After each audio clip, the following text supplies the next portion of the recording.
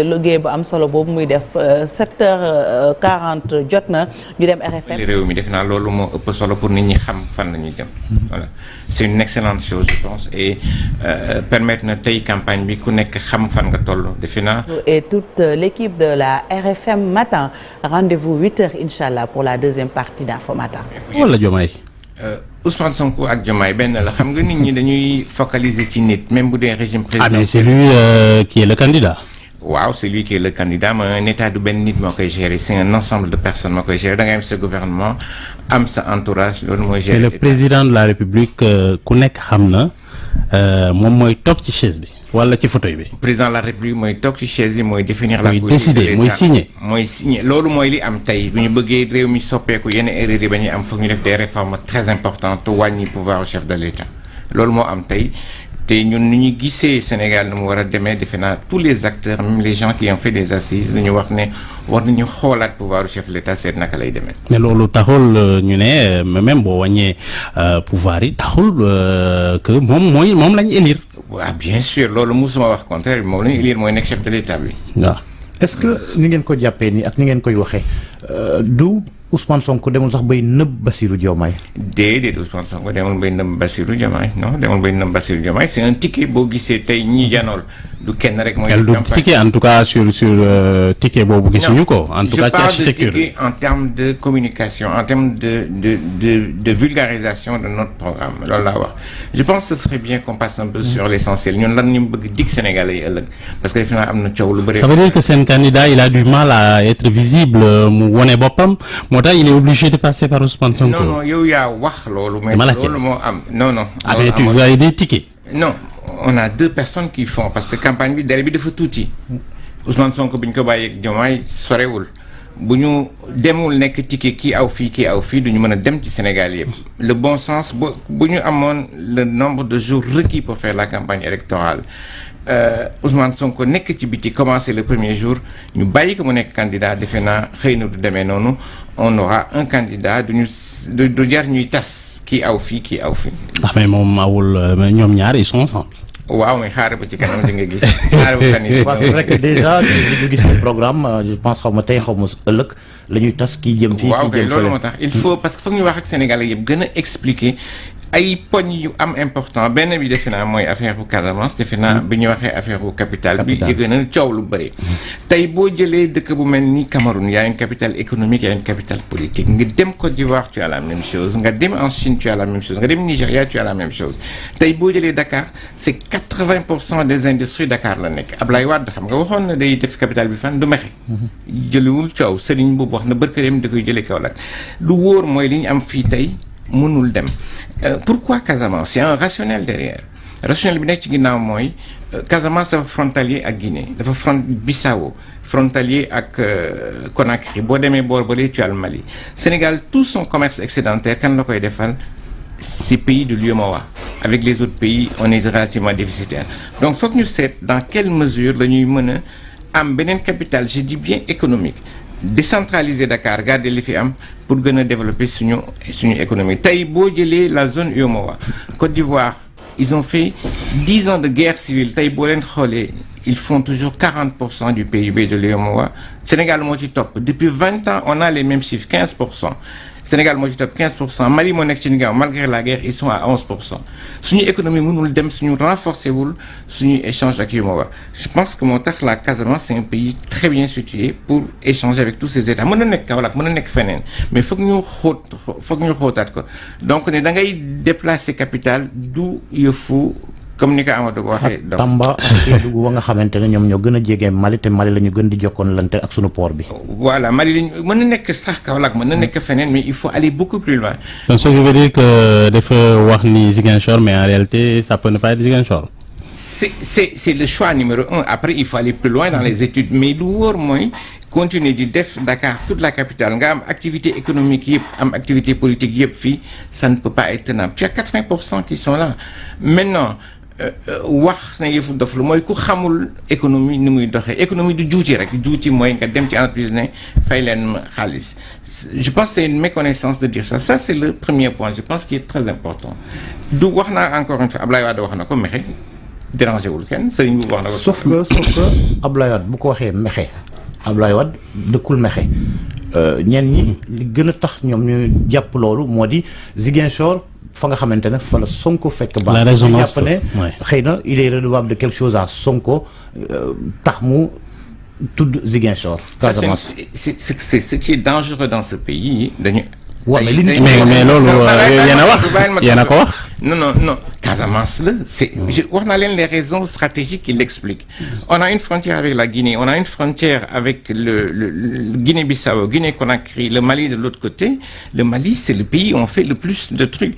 Nee naa la mën na nekk Casamance mën na nekk Kaolack mën na nekk feneen mais ça n'a absolument rien à voir avec le fait que Ousmane soit originaire de la Casamance. Ça n'a rien à voir xam nga loolu lu muy wane xalaatee loolu c'est en fait la nécessité pour les Sénégalais de se réconcilier.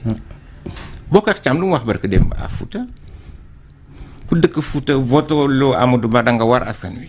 Comme ça c'est encore plus grave. Comme ni ko Abdourahmane Diouf mi leen di jàppale waxee naan élection bi Ba contre Faye la loolu yëpp lañ ko war a ñaawlu. waaw je suis parfaitement d'accord avec toi mais loolu lu ko indi mooy les Sénégalais ñu diviser et je pense que la priorité aujourd'hui mooy ñu réconcilier ça c'est le premier point. Beneen point bi mooy affaire monnaie je pense jur na coow lu bëri dañuy def suñu monnaie Pastef c'est un parti panafricaniste. Quand tu dis que tu sors de l'UEMOA tu fais ta monnaie ça veut dire que tu n'es même plus en cohérence avec ta démarche. C'est pas ce qu'on a dit xam nga lu ñu wax. Il faut que ñu gën a taxawal monnaie bi ñu am avoir un peu plus d'autonomie. Mais est-ce que loolu du ay correction parce que au début bi ngeen ko waxee les gens ont sursauté ñeneen ñi wax à un certain moment ngeen ñëwaat di corriger un peu. Est-ce que ça ne montre pas un petit tâtonnement là? C'est pas du tout un tâtonnement, c'est une cohérence. Ousmane Sonko l'a toujours dit, on ne fera rien, tout ce qu'on fera on le fera dans le cadre. Ticket bi bu ngeen ko waxee ça a suscité coow. Monnaie bi même chose ensuite ngeen ñëwaat di jéem a préciser. Il y a des la monnaie on est obligé de préciser repréciser ce que nous voulons faire. La monnaie, on est obligé de repréciser ce que nous voulons. Voilà le centre. Il faut que le Sénégal retrouve sa place de leader dans l'UEMOA. Il faut qu'on sache fan lañu bëgg dem dans l'UEMOA. Dans le cadre de la monnaie, il faut qu'on travaille avec les États. Tout ce qu'on fera se fera dans le cadre communautaire pour savoir comment nous allons nous positionner. Et ce qu'ils disent, ça, en réalité, c'est pas anodin. Ce qu'ils veulent, c'est nous mélanger avec le secteur privé. Voilà. Voilà li ñuy wax loolu lañu bëgg ma ñëw ci loolu jaxase ñu ak secteur privé. Yéen a wax de. yow yaa interprété ma waxee ko noonu waaw ma comme leeral naa la nañ ko jàppee foofu. est-ce que secteur privé bi soxla nañ ñu jaxase leen ak diw ndax secteur privé bi aussi ñoom dañoo am seeni nopp am dégg-dégg comme ni ko askan wi amee. mu leer nañ ñu génn benn charte barke démb. et je pense que là il fallait mu génn benn charte barke démb boo ko xoolee nga xool suñu programme tu vois qu'il y a une convergence tey le secteur privé. Ils ont 70% des parts de marché sur les appels d'offres publics mais c'est que 30%. tey lépp loo mën a gis entreprise étrangère lañ koy jox ñun suñu stratégie mooy ñu jox leen la place qu'il faut. Il y a beaucoup de problèmes à régler. Tu ne peux pas développer un pays dëkk mënoo ko développer te tu ne t'appuies pas sur le secteur privé loolu moo fi musul am te loolu daf fi war a jóge.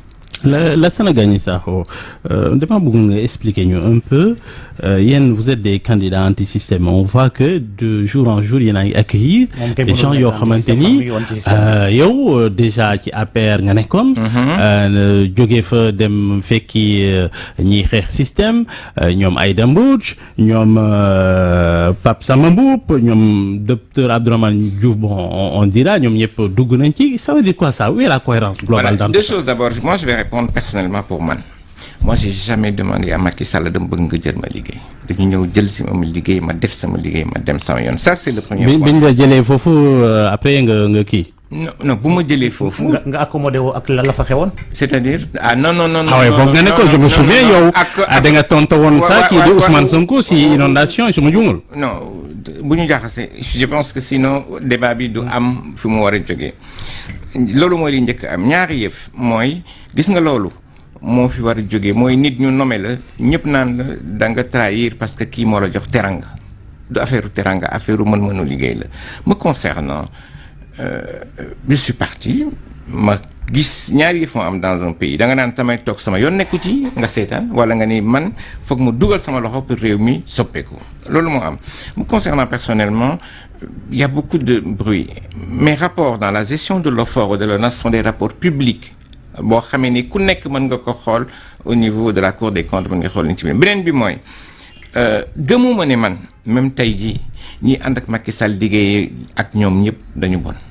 gëmuma ne ñu liggéey ak moom démb dañu bon. léegi lu tax ngeen di wax ay système ànd ak anti-système.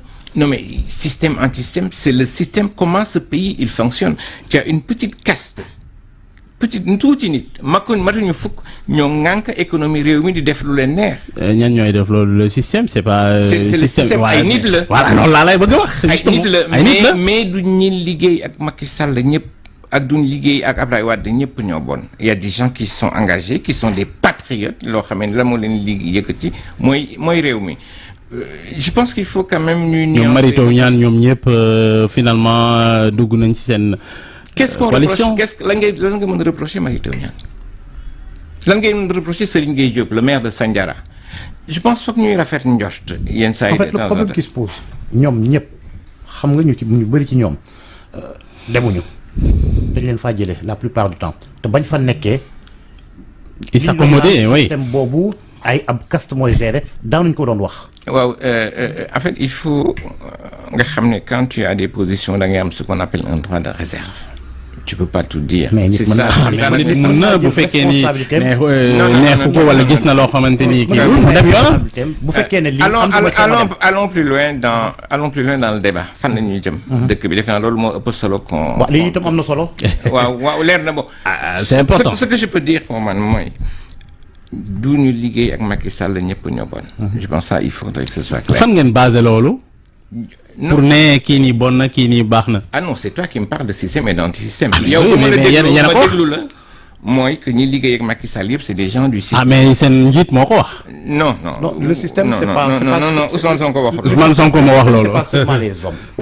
Non, le système c'est pas seulement les hommes. C'est un système de prédation des ressources du pays. C'est ça le système. Maintenant je pense qu'il faut. ñan ñooy def loolu. doy nit. Pas tout le monde. Il y a une partie qui tient l'économie. am na poste yoo xam ne boo ci nekkee xam nga lan nga mën def exécuter ce qu'on te dit de faire. Tu n'as aucun levier. Maintenant je pense xam nga lu gën mooy ñu ñëw ci fan la ñu jëm. Aujourd'hui da nga bëgg mën a débat rek. non waaye dama xam ne wax yi mënuñu avancer. non c'est important. waa kon nañu conclure on passe à autre chose. on va avancer dégg nañ seeni candidat muy wax di jiiñ ki nga xamante ne moo di Amadou Ba démb loolu kenn déggu ko woon ñoom sax assumé woon nañ la nga xamante ne moom moo leen liggéey ndax ñoom ñoo seen amitié des impôts et domaines. Qu'est-ce qui a changé entre-temps aujourd'hui pour que le discours change? Qu'est-ce qui a changé? Ce qui a changé dans le fond, c'est qu'ils ont voulu profiler le débat politique. C'est-à-dire, au lieu qu'on parle de programme, ils ont voulu commencer à dire Diomaye amul tekkiwul mënul yor réew attanul réew wax ji foofu la jógee Georges man je pense que le bon sens aurait voulu que mu évaluer moom lu mu def wax sénégalais yi lii laa def. Ousmane Sonko aussi. moo njëkk a wax ni kii di Amadou Ba. est un fonctionnaire très riche yor ay milliards. waaw non wax ji foofu la commencé. voilà non wax ji xam fu mu commencé. wax na ko non mais wax ji fu mu commencé boo xoolee seen archive Diomaye mënul yor réew parce que Lat Diop lu mu wax génn ne képp ku ànd ak coalition Diomaye da nga dof. Amadou a parlé d'incompétent. C'était quand? Lat Diop. Wow. À Guédiawaye. Tu l'as pas vu? Quand je dis? Non, moi je l'ai vu sur les vidéos. Il va l'assumer, il me suit. Mais il faut me le dater. Non, parce qu'il a réagi après la conférence de presse d'après Libération, Bassirou Diomaye et Ousmane Sonko. Non. Ouais, je sais pas quand d'accord. Mais ce que je veux dire, tu peux pas dire qui top dof. Dof, c'est un très gros mot. Là, maintenant, je pense qu'il faut qu'on revienne. Ils ont voulu amener le débat sur un profil. Qui mène yor réew, qui mène yor réew. Parce que il est pas, comment on dit, xamul état. Il n'est pas un fonctionnaire. Demain, je ferai des exemples très précis. Quand tu prends Lula, c'est le président du Brésil. Syndicaliste. Lula. Non, c'est un ouvrier métallurgique. Oui, mais syndicaliste. Président métallurgique. Quand tu prends Pedro Pérez, qui a fait l'économie du Cap-Vert, il a quitté la guérilla pour aller gérer un pays. Quand tu prends Kagame, exactement la même chose. Mais ils ont des profils de leader aussi, hein. C'est pas leadership. Diomaye n'a pas un profil de leader. Non, je n'ai pas dit ça. Voilà. Mais laisse-moi terminer. Réunion à deux choses. il faut l'intégrité totale. Il faut du patriotisme mooy sama réew donc bëgg ñaar après xam-xam bi dina leadership bi c'est important. oui leadership bi si on veut enfin on met tout dans ce terme après maintenant liggéey bi xam nga lu ko yor ñi lay wër di la jàppale c'est les deux choses qu'il faut maintenant tu as raison je suis d'accord avec toi moi j'aurais aimé qu'on aille dans un débat programmatique ki lay wax li lay proposé léegi man lu ma la bëggoon laaj ci yooyu si justement kii di Amadou Ba nee na Amadou Ba c'est une fonction extrêmement riche koo xamante ni waruñu ko extrêmement riche koo xamante ni normalement waruñu ko voter parce que buñ ko votelee c'est dangereux vraiment mais kii di Ousmane Sonko wax na ko nee na vraiment c'est une erreur que d'élire Amadou Ba parce que jàpp na ni son homme koo xamante ni corrompu quelque chose comme ça léegi ci loolu lu tax ma laaj la loolu qu'est-ce qui a changé entre-temps parce que si on se souvient dans l'affaire Tahibou Ndiaye bi ñuy sa couvrir le procès au début des années 2010 2013 yooyu Tahibou Ndiaye kii di Ousmane Sonko on se souvient moom moo ko doon jàppale di nekk ci plateau yi di justifier am bon c'est dommage qu'il ne reste que 3 minutes moi je reviens sur les fondamentaux ce que j'ai dit léegi réew lu ko yor mooy ñaari yëf mooy l'intégrité et le patriotisme. Je pense qu'Amadou Ba, on dit qu'elle a 45 milliards. On le dit, je ne suis pas certain qu'elle a 45 milliards. Ce que je te dis par contre, c'est que Macron, quand il faisait sa déclaration de candidature président de la France... Environ 600 000 euros. Non, il avait 484 millions exactement. Joe Biden, il a sa fortune actuellement, c'est 4,5 milliards de francs CFA. Pour le principe, je dis bien pour le principe, ngay laaj réew nit ne la da nga war a def déclaration de patrimoine tu n'as pas le droit de dire aux Sénégalais damay xaar ba ñu fal ma. Ça doit être en amont. Avant élection. Avant élection. Non, ça devait être même dans le parrainage. Ouais. Si on veut faire mais non. mais bu la dabee tey nit di la jiin nga war a jël réew yor ko ñu ne la defal déclaration de patrimoine je pense tu dois même pas hésiter dire dama koy def wala dama ko def il faut le faire na ko ñëpp def tout le monde doit le faire et moi je dis aux Sénégalais ku deful déclaration de patrimoine il ne faut pas voter pour lui parce que dafay indi lu lëndëm mais c'est quelque chose de basique en réalité et comme tu dis je pense qu'on aurait dû le faire en amont pendant le en France ça se fait pendant le parrainage et sa xaalis boo ko mënoon justifier kaso nga jëm et c'est dommage qu'on en soit arrivé à ce débat-là on aurait dû avoir un débat programmatique fan la ñu jëm est-ce que aussi demul sax bay voilà yàq campagne nit ñi. non on ne va pas à l'essentiel. yàq na campagne nit ñi c'est ça bu ñu toppee ci ay kii alal am ak kii amul alal pratiquement kenn du décliner programme. je suis d'accord mais Georges ku bëgg a yor réew ñu ne da nga yor 45 milliards foog nga ne 45 foog nga def sa déclaration de patrimoine bu dee 2 milliards 3 milliards nga wax ko au moins nit ñi xam fu ñu jëm. c'est une question de principe et 45 milliards c'est rien du tout parce qu'il y a eu beaucoup de pays, il y a eu pire dans ce pays. On a parlé de 95 milliards. Allez lire le rapport de la Cour des comptes. Et c'est passé en perte et profit. Moi, ça m'a xalaat mu ñaaw. C'est ça le problème. C'est dommage qu'on n'ait pas eu plus de temps pour rentrer dans les détails. Mais je pense qu'on aurait pu aller beaucoup plus loin. Am ngeen beneen tribune ndax dañ leen di inviter. Les fonctionnaires milliardaires, vous êtes prêts à faire des réformes? Heure bi jot na. On n'a pas le choix. Jërëjëf. On n'a pas un fonctionnaire bu musul doon. Heure bi jot na Lansana Gagny Sakho on aurait bien aimé poursuivre mais peut-être il y a d'autres tribunes comme émission Macoumba Bey parti yëpp ñoo ngi leen di invité foofu candidat yi jërëjëf Mohamed Alim Ba mi ma àndaloon ci waxtaan wi nuyu ak ziar suñu mbokk yi ca TFM ñu yendoog jàmm. jërëjëf ñuy jaajëfalaat bu baax sunu mbokku téléspectateurs yi naka